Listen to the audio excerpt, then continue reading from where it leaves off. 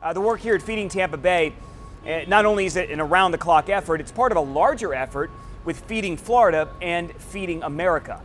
Now, there are hundreds of hands and donors to make all of this possible. Feeding Florida will activate its network to make that every one of its food banks has food, make sure they have food and nobody goes hungry, but also that every single family in an impacted area has access to basic needs and supplies.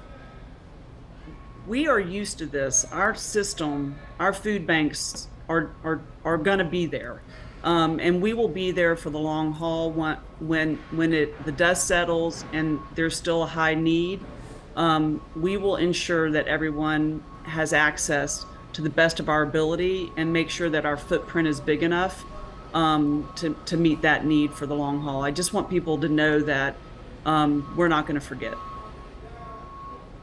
They're also making sure families have dog food, basic hygiene items, and things like that. Read more about how they're making all of this possible on abcactionnews.com. And for those of you that need assistance with your pets, you can get that from here at Feeding Tampa Bay too.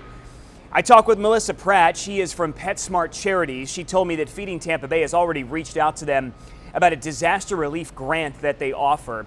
Feeding Tampa Bay has partnered with PetSmart Charities in the past. Melissa says they work very closely with organizations like Feeding Tampa Bay because they believe if you have healthy people and healthy pets, you have less pets seeking veterinary care because they're being fed the right kind of foods. So being able to make sure that there's pet food that runs alongside the human food that goes into homes is a significant part of what PetSmart Charities is looking to do to make sure, again, that people and pets are always a part of the conversation. PetSmart will begin making distributions in the middle of October and into the fall if Feeding Tampa Bay gets awarded the disaster relief grant that they offer.